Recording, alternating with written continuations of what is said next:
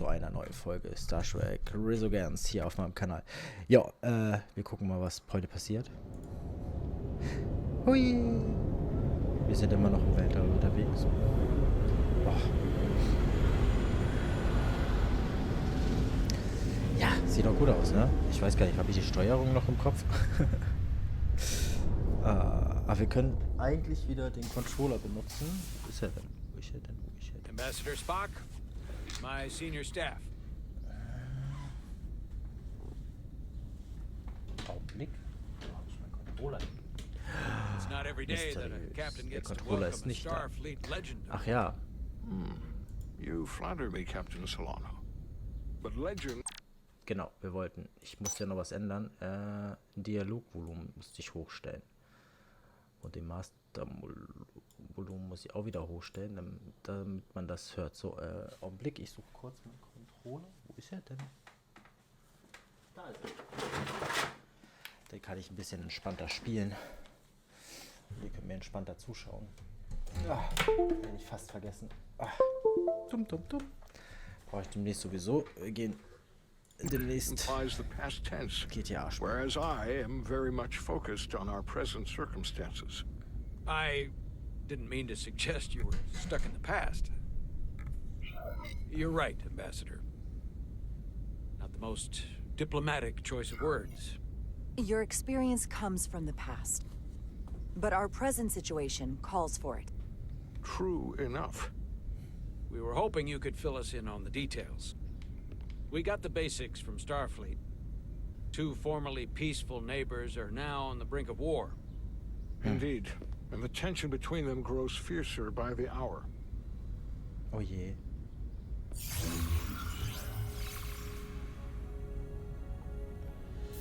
Lydia and Hotari. The Lydians are the more advanced Mach mal die species. Kamera aus, They dann made könnt ihr first besser contact sehen. with the Hotari over a century ago. Warte mal. Das ist nämlich doof. Zack. So seht ihr besser. This is Tau, the Hotari moon. It is rich in dilithium, and for decades, the Hotari and the Illydians have shared a mining operation there. The Illydians provide the technological resources, while the Hotari have served as the labor force. Sehen aus, was ihr die packt. The stability of that arrangement was the source of their peace, until recently. The Hotari have suddenly and forcefully seized control of the mining operations and expelled the Illydians from their system. That is the official story, as told by the Hotari when they requested Federation mediation. But the details remain scant. Communications between all parties have been limited by the ionic interference. Have the Illydians retaliated against the Hotari? Or taken any action against them? Surprisingly, they have not yet responded in kind. They were open to a Federation presence, but it is unlikely the relatively primitive Hotari forces would stand a chance against the Illydian fleet in open war. Left unchecked, this conflict will result in more bloodshed, which is what we are here to prevent. And the dilithium trade hangs in the balance. Clearly, the Hotari have been exploited in this relationship. Maybe we can persuade them peace is the more profitable alternative for everyone. They both profited from the mines. And for the Hotari, something is better than nothing. Peace is our objective, after all. That is correct. If we could convince them, it would restore the peace. But we would need the Hotari to accept a difficult compromise. Made all the more difficult by the emotions flaring on both sides, no doubt. Neither the Illydians or the Hotari are members of the Federation, so we can't make them do anything. There is an additional complicating factor I should mention. In the past, the Federation has relied on the Illydians as a source of dilithium. That certainly changes things. Federation sources its dilithium from a lot of places. Yeah, and this is one of them. So we've already played a part in this. Unfortunately, that is indeed the case, Commander Rydek. We're morally obligated to make this right. Hold on. Our only obligation is to negotiate the peaceful resolution of this conflict. Given the Federation's involvement in the iridium-dilithium trade, Captain Solano and I must make every effort to appear neutral in these negotiations. What worries me is if this whole thing unravels, and we're at the mercy of the storm at less than full strength. We can't let it come to that. Considering what the ion storm has done to our ship, and the Ambassador's shuttle, we have to assume the Elydian fleet has had problems with it as well. This recent surge in the energy disturbance temporarily levels the playing field. Commander Westbrook is correct. The energy anomalies around the Hotari systems have been noted in the past. But they have never been observed on the orders of magnitude we have seen in recent weeks. That may answer why the Hotari were able to strike back after so long. They finally had an opportunity, and they took it. That would also explain the Elydians' restraint. And reason to learn as much about the energy anomaly as we can while we are here.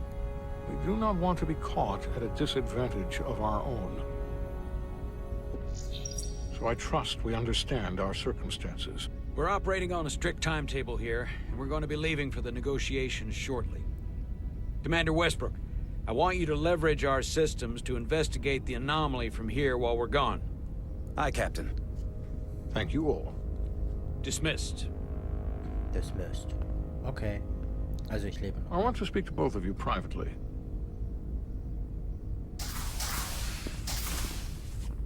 Ambassador Spock, I'd like to make a formal introduction.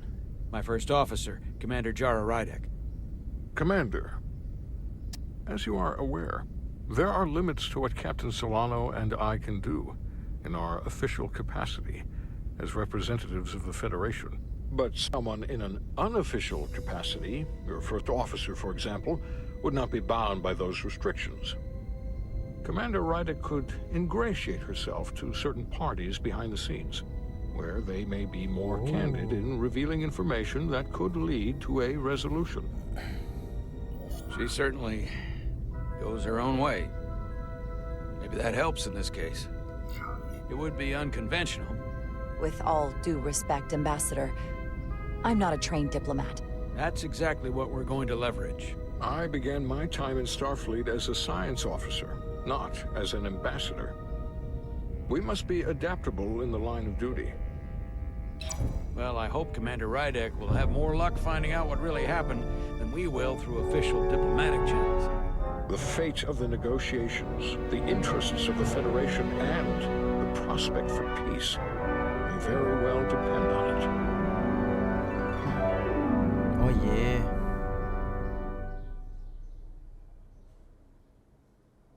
Gab es eigentlich ein Update? Dass jetzt mehrere Sprachen verfügbar sind? Ich habe gar nicht nachgeguckt. Ich bin... Ui. Das war laut. Sorry, Leute. Navigational Complexities. Warte mal, wir gucken mal kurz.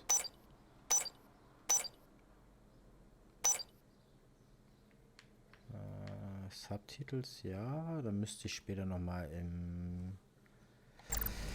Dings gucken. Im Hauptmenü.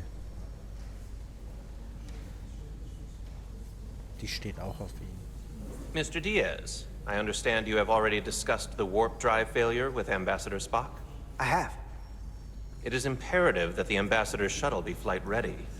I need you both to ascertain the root cause of the system failures he encountered. I'm surprised, Commander. I thought you would have wanted to work on Ambassador Spock's shuttle yourself. I respect the Ambassador and his many accomplishments, but I do not derive any satisfaction from interacting with his shuttle as if it were somehow transubstantiated through its association with him. Especially when I have the entirety of this starship to concern myself with. I am not the chief engineer of this shuttlecraft. When you look at it logically, yes, it is just a shuttle. No different than any of the others. There is plenty that is different about it, and that is what you are to investigate. But please limit your findings to observable scientific phenomena. We'll try to restrain ourselves. Then I will leave you to it. Make note of any abnormalities in your report. Carry on. It seems like he's warming up to us.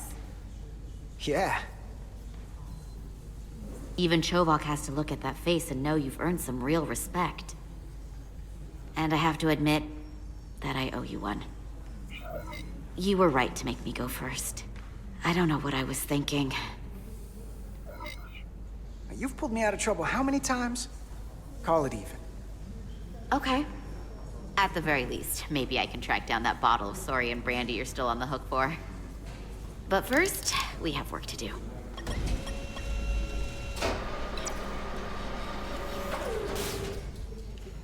Ready to go? All set. Let's run the diagnostic.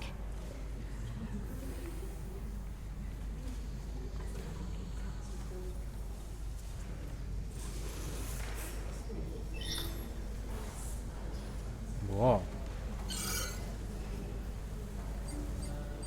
So... I know about your talk with Miranda. You do? She sent me a Priority 1 dispatch right after your conversation. I'm happy for you. Both of you. Thanks. But I'm only going to tell you this once. Don't screw this up. Because I would be very unhappy if you tried this out and then, I don't know, 6 weeks or 6 days later, I have to start splitting holidays between the two of you. All because things went south and you're not on speaking terms. That just isn't gonna work for me. Are you upset? Not on your life, Diaz. But you need to be careful. I like my friends and I like our group. I don't want to lose that. Is that thing done yet? Yeah, it's wrapping up. Let's see. The relays along the primary EPS are blown. The backup relays are all intact. An EPS overload from the warp drive could cause that. But how did the shuttle end up dead in the water? Huh. Well, maybe the ship's data recorder can tell us something.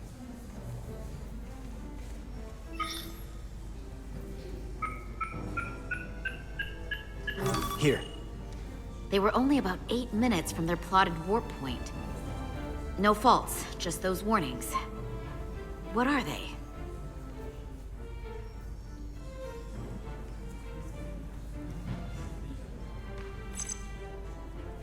The warp field became inverted suddenly. I've seen this happen when the center warp coil cracks. A cracked warp coil throws a fault code. Still, we should take a look. There was a complete warp cascade failure. Wow. They're lucky the shuttle didn't turn inside out. Makes me think the computer panicked on the warp field equation.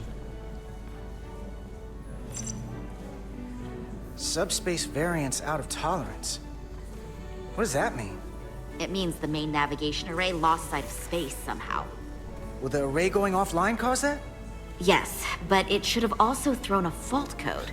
Was macht er mit seinen Augenbrauen? Any one of these failures should have thrown a fault. If it was caused by a system failure. None of this caused the relays to blow. Roll forward to when that happened. Yes, ma'am. So here, they take a moment to get their bearings and they attempt to re-engage the warp drive. There. That's the relays blowing. And look, there's another warp system alert. They're all the same. Subspace variance out of tolerance, or warp inversions. Finally, there's a complete warp cascade failure. Then it's one of two things. Either a warp coil is cracked, or the navigation array is offline. That makes sense. Divide and conquer. You want to check the warp coils or the navigation array? I'll check the other. Let's not overcomplicate this. One of these systems is likely broken. I'll check the nacelles for a cracked coil.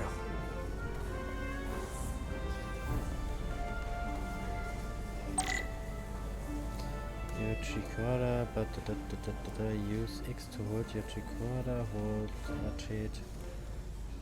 Okay, yes. Okay.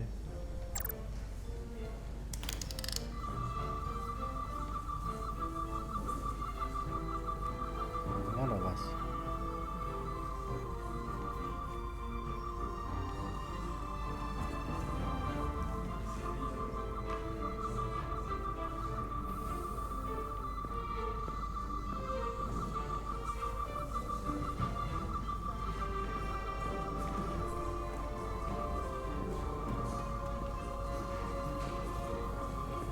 zeigt ja nichts an. Was ist denn das?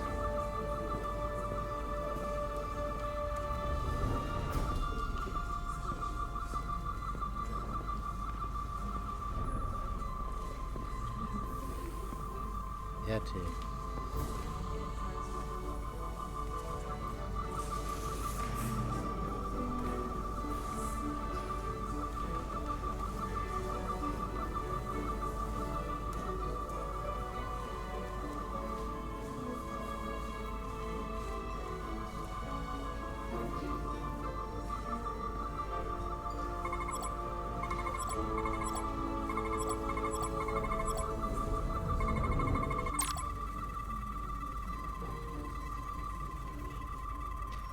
Some objects use deep scan. During a deep scan, use LB and RB to switch between scan modes.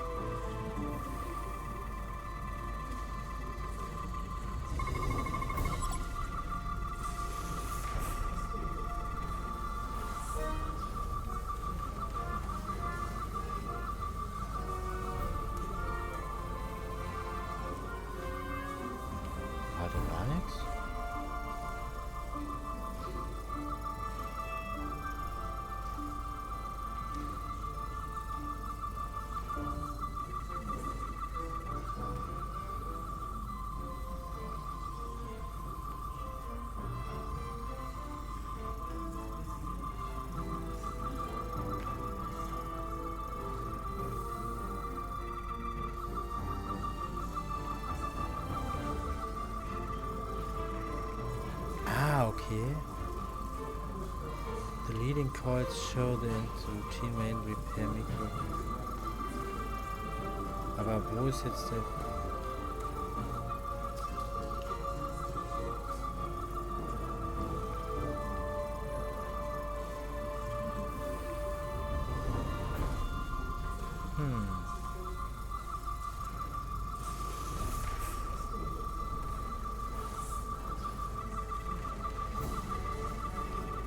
Irgendwas vergessen?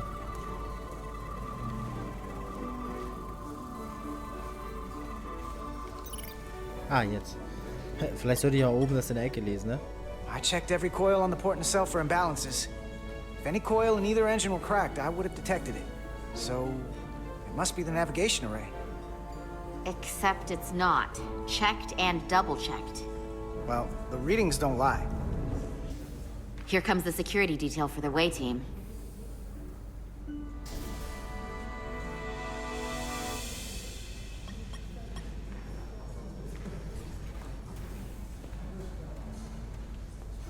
Hey.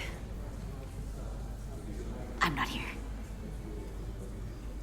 We're escorting the negotiating team to the surface as soon as they come down from the bridge. I don't want to interrupt some important work. I was just hoping to see you before I go. The captain and the others will be here any minute now. Should be an interesting ride down to the surface. Come on, I'm never too busy to make time for you. That's not true. No. But I am glad you came by.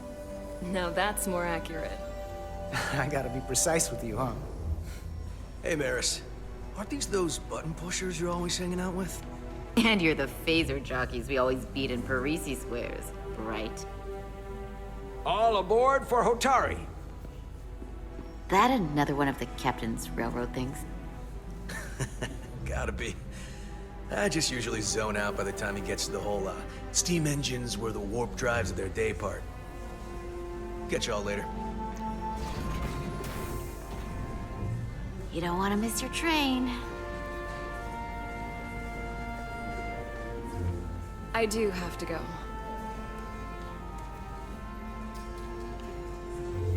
Not gonna lie, I'd rather not leave right now. More important things on my mind.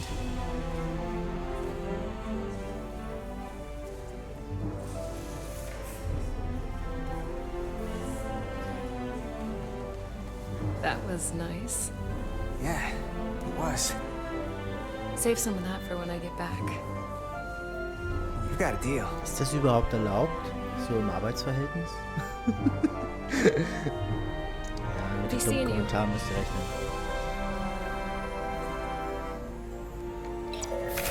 Star Trek ist halt immer so ein bisschen was anderes, ne?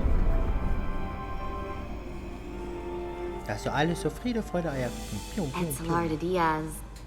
If you could float back down to reality, we still have a ways to go. All right, where were we? So, the warp coils in the navigation array are fine, but the nav computer doesn't seem to think so. I'm out of ideas short of field stripping the shuttle from bow to stern. You wanna take this out of the shuttle and throw it on the bench? Oh, real hands-on maintenance. I like it. Okay, the nav computer is patched into the ship. The ship's computer can double-check our work. If the shuttle's nav computer is putting out false data, we'll know it. Let's run through the shuttle's logs again. Running now.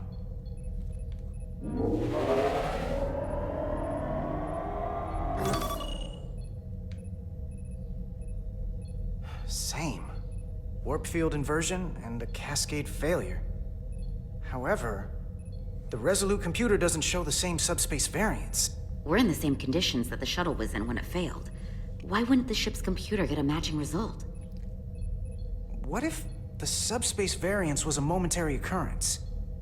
That's a possibility, and it would explain why the simulation under our current sensor readings failed to reproduce the issue. But a subspace anomaly strong enough to cause a warp field collapse would leave graviton ripples for days. Let's run with the momentary subspace variance theory for now. Roll forward to the shuttle's attempt to re-engage the warp drive. We need the conditions of space around the shuttle at the moment of warp failure. Resuming simulation.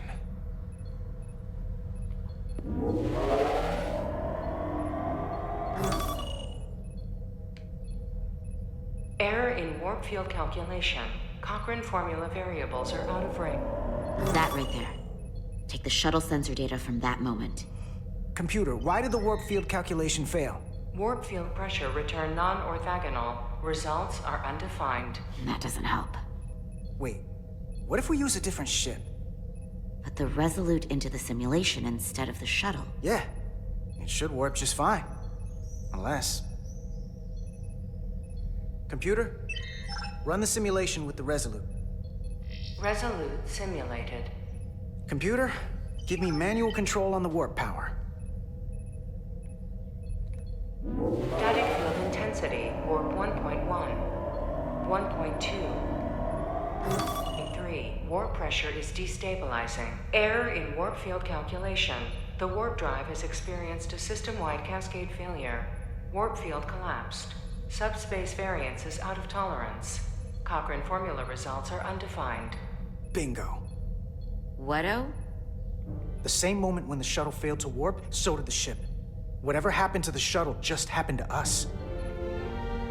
The Resolute will not sustain warp. We can't leave Hotari space.